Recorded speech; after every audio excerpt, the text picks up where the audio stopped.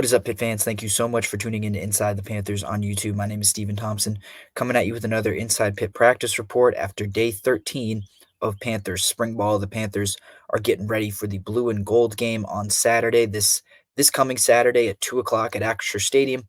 A kind of capstone piece to their spring season. A big scrimmage, one that like we've talked about before, you might not be able to gather a whole lot about what this team will be or what they'll look like when they are whole, especially just because of the way that it's formatted and the way teams will be split up. You'll learn a little bit, but not a whole lot.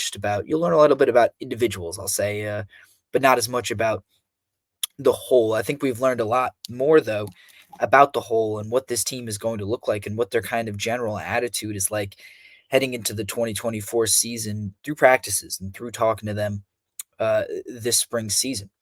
And last week we touched a little bit on how the Panthers are going to change, how they're going to be different, and how they're going to try to turn that 3-9 season around. We talked a little bit more big picture when we did that, but there's some kind of micro things that they're focusing on as well. And I think the defensive line, who's gone through so much change, and it's hard to argue that there's a position on the field that's gone through more change than that defensive line room. Not only getting a new position coach, but getting basically all new players. I mean, they really only return one starter from last season, and now they've got some experience holes to fill, and they've got a production hole to fill. Not only I mean, the talk of spring ball and the talk of last season was really about the defensive line not really looking like a traditional Pitt or Pat Narduzzi defensive line. This is a unit that has become accustomed to, being in the top 3 or 5 of sacks nationally year after year after year. Um, and last year was a huge dip in that sense. They didn't create as many splash plays. The tackles for loss and the sacks were all down. In fact, and that's before they lost their leading sack getter Sam Okunlola to the transfer portal. I believe Solomon DeShields is their leading sack getter. Return no, excuse me, it's Dayon Hayes, and he did not have more than 5 last year. That is just very, very unpit like. And you talk to those defensive ends, you talk to some of the coaching staff last year, and they were adamant that Pitt is pretty close to making a lot of these plays, and that they are there to make for the Panthers. But something that I think they've noticed this year is that there's a residual effect from how poor they were at stopping the run last year. In fact, it was one of their worst years stopping the run on record. You look at the Panthers in 2023, they gave up an average of 150.2 rushing yards per game. That ranked 68th in all of Division One FBS college football. The year before, uh, they were eighth in the country, giving up an average of 98 yards on the ground per game. The 2023 season broke a streak of 4 straight years in which the Panthers ranked in the top 15 nationally in rushing yards allowed. They allowed under 110 yards, rushing yards per game in 4 straight seasons.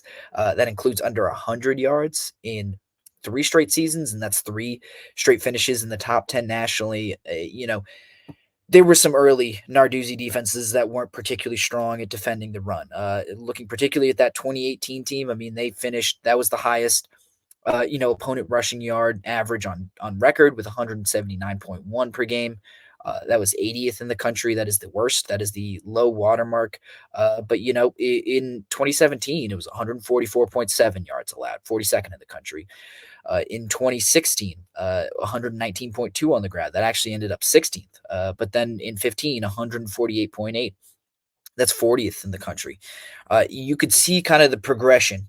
Pat Narduzzi starting to get his guys in from when he first arrived and then really getting to implement a system. And then you could see the dividends pay off from 19, 20, 21, 22. The most successful, 4-year stretch of the Narduzzi era, you would argue. And this is something that the Panthers have latched on to, especially this year. New defensive end Nate Matlick, a transfer from Kansas State, was telling us that, as the Panthers try to look inward and look at how that they can improve on their 2023 season, they're really looking at the run defense, especially up front. You can't get as many sacks, you can't make as many splash plays if teams aren't throwing the ball. And teams were not hesitant to throw the ball on the Panthers, but they found running the ball to be miles more effective. Think about that Syracuse game where the Orange are down a quarterback. They're a little banged up all over the offense, and so they just say, "Screw it, we're going to run the ball. We're going to run it with a tight end. We're going to run it with a running backs. We're going to run it with our quarterback who's a little bit on one leg. We're going to use a bunch of motion. We're going to try to confuse them, but at the end of the day, they should know what's coming, and we don't think they're going to be able to stop it." That was kind of a microcosm of the entire season. I mean, the Panthers got run over quite a bit. You think about Cincinnati. You think about Notre Dame.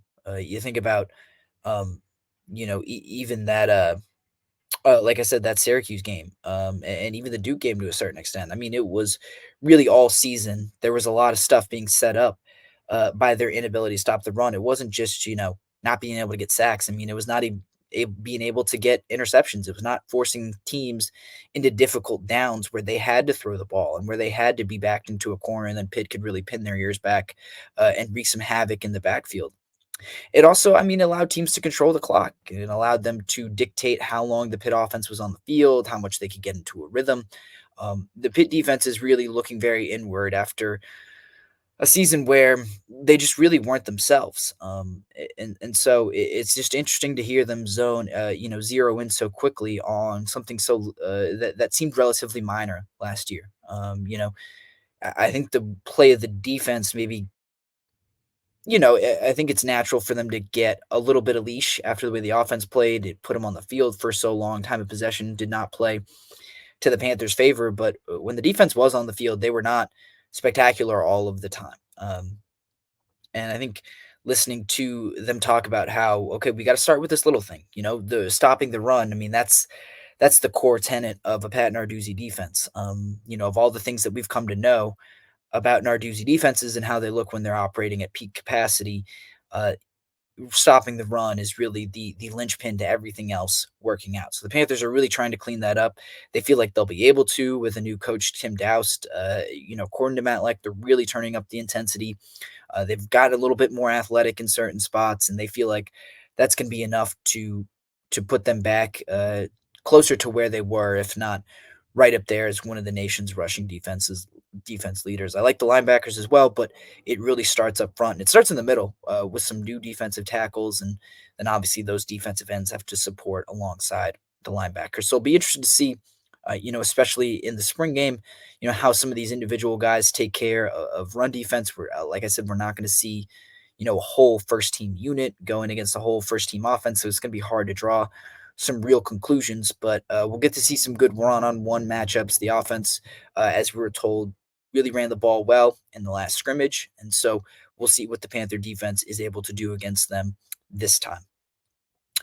Eh, Drawn again from the scrimmage last weekend to kind of stay on that topic, and we've talked about this multiple times this spring, but his name keeps coming up, and it's getting harder and harder to not talk about him because he has been the biggest star of spring ball so far for the Panthers, and that's safety Cruz Brookins, a redshirt. Well, he's still a true freshman, going to be a sophomore going into the 2024 season. But watching him at practice, I mean, this is a guy who last week had maybe 4 or 5 takeaway stickers on his helmet. He had as many as 7 or 8 when we came back this year. They are running out of room on his helmet to put takeaway stickers on there. They are overlapping one another, going vertical, as opposed to the horizontal on his helmet.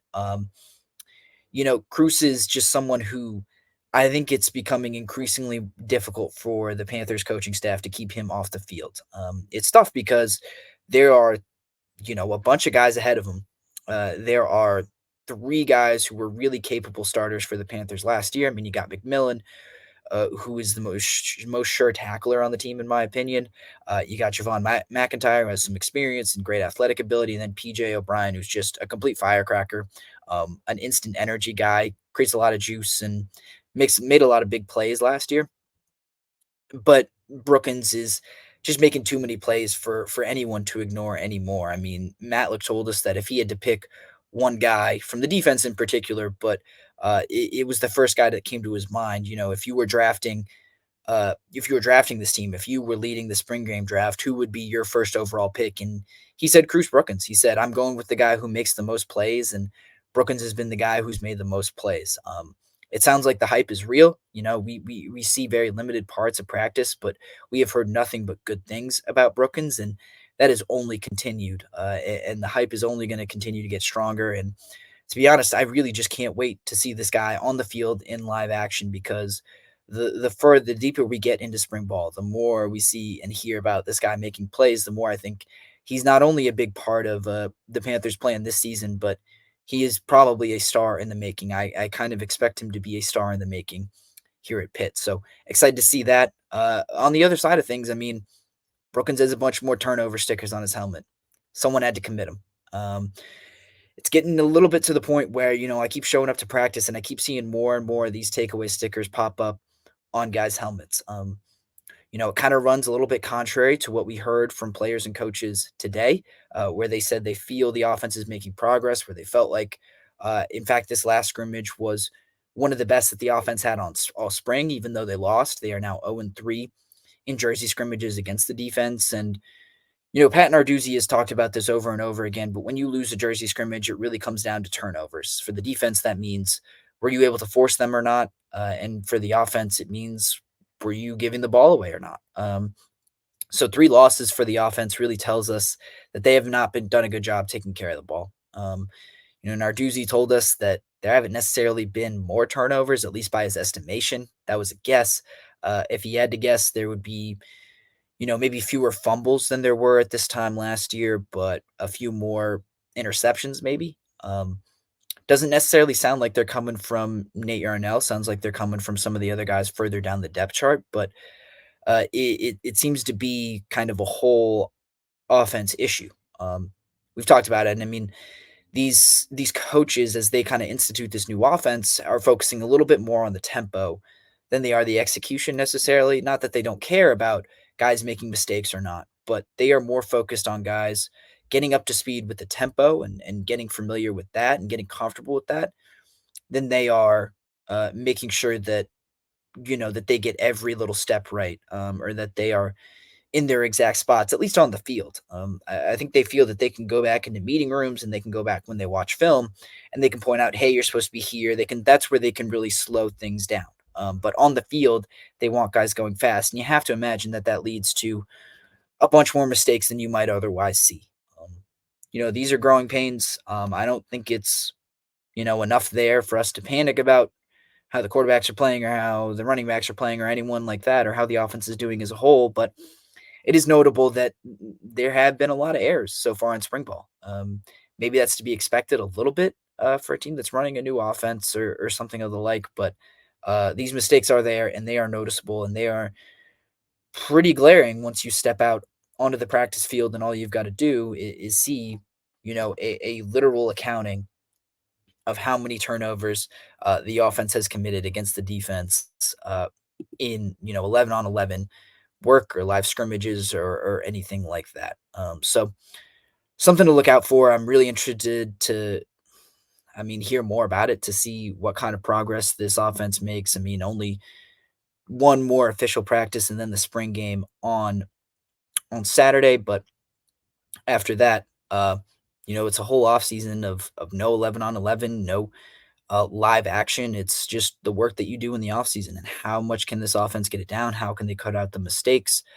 And how can they get to playing a little bit cleaner ball by the time they arrive in August for fall training camp? And the last thing I want to touch on is some pretty pointed remarks that Pat Narduzzi made. And I think they are about this year's team, but I think you know they do allude to something last year, and I think they may say something even a little bit stronger about last what he thinks of last year's team in retrospect, versus now. Narduzzi hit home on a big buzzword today, and that was toughness. Toughness. I believe it was said 10 different times, or 9 different times, excuse me, during his 15-minute press conference, and about 8 times within the first, let's call it 10 minutes. Actually, maybe closer to 7.5 or 8 minutes. He believed that he is instilling a little bit more toughness in his team and that his team is really responding to it. I'll read you this quote, which I thought was extremely notable. But Quote, this is from Narduzzi, quote, "We've had a lot of good practices. We've gotten a lot of plays in. We've got a lot of work done throughout the entire spring. That's what I'm fired up about. Not as healthy as I'd like to be. We'll be a lot healthier in the fall for sure, but I'm happy about the work we got in. That's the most important thing is that we got a lot of plays in, and I think we have a tougher football team right now than we had last fall. That makes me feel better and sleep better at night." So he's kind of calling out not just last year's team's toughness, but kind of the toughness in the makeup of the team right now. He's able to I don't know. He feels comfortable saying that he didn't feel like his team last year was tough enough. And I think that's easy to say, kind of in retrospect, after a 3-9 season. It seemed like the wind got taken out of their sails pretty quickly, and then mostly became a limp to the finish. And I think when you're losing the way that Pitt did, when it feels like you're banging your head into the wall a little bit, I can understand why that would become demoralizing. And uh, Pat Narduzzi is just, I think the theme of this offense is, or of this offseason has been that he feels like he needs to do something different. And that has manifested itself in the offensive coordinator change and in who, in the rest of the coaching changes and his willingness to move on to to Nate Yarnell, to bring in some new transfers, to kind of reimagine what this team will be. That stuff has been kind of micro, but he's thinking more macro now about, very specifically, like we've got to stop holding these guys back from contact. I mean, I noticed when we stepped out this morning that they were all on full pads again, and I know that they have a limited number of full pads practices, but I think Narduzzi is being really intentional about when he puts these full pads practices in. I think he's going to use all of them. He, has had some injuries, but he is not holding anything back. He wants guys to hit. He wants guys to be aggressive. He wants guys to really play football. At a certain point, he said, uh, like we have to play football at some point, and you have to play the way it's supposed to be played. It's there's only so much you can do on air, and only so much you can do to protect teams from injuries at a point like this. And when you're playing a sport like this, football is physical. Injuries are going to happen when you're playing, even when you're playing it the right way. And you know, I think Narduzzi feels some cover. At this point in the year, when he's able to say, "Oh, we've got in the spring game, we've got a whole off season to recover. If anything serious comes up, we've got some time to get guys healthy again. But right now, we want to really put them through the fire and see what they can give us, and see how bad this team wants to be good and how bad they want to really erase the bad taste out of their mouths from last year." The injuries are a problem. How much of a problem they are, we don't really know. I mean, there's been one season-ending injury already with Nate Temple, but Pat Narduzzi feels, I think that his approach has been worth it despite some of the more nagging injuries that still persist and might keep guys out of the spring game, because he's created a football team that is, in his eyes, at least at this point, better able to handle the rigors of a season and better able to handle the ups and downs and the grind that is a full football season in the ACC and in the Power Five. We'll see how it all plays out. Exciting week. One more practice left, uh, including the spring game draft, which will be at tomorrow. I'll be back to react to how that goes down. But make sure you stick with us on Inside the Panthers on YouTube. My name is Stephen Thompson. I want to thank you all for tuning in. Make sure to like this video, subscribe to us on YouTube. That's youtube.com/at Inside the Panthers, and follow all of our reporting at si.com/college/Pittsburgh. Thank you all for tuning in, like I said, and I will see you next.